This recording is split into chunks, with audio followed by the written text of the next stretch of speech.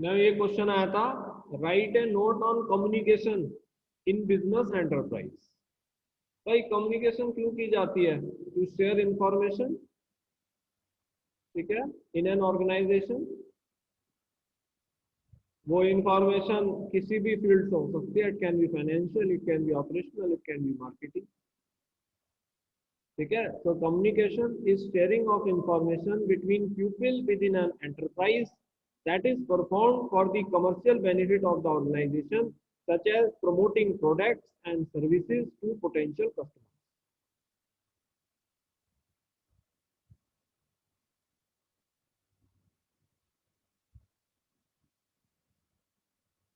तो अगर मतलब जो है गप्पे मार रहा है कोई आदमी, तो वो जो है कम्युनिकेशन नहीं होती है।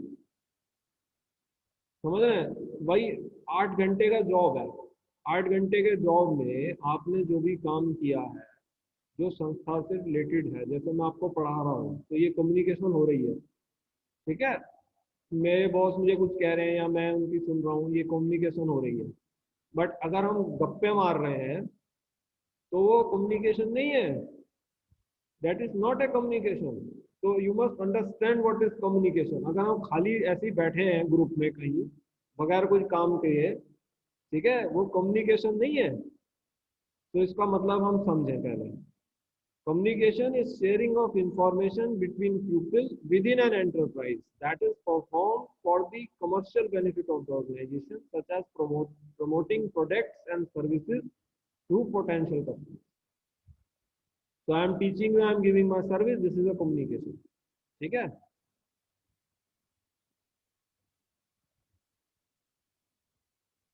If we are sitting in a canteen, say for example, and we are having a cup of tea and snacks, are we communicating for the organization at that time? No, we are all in light mood.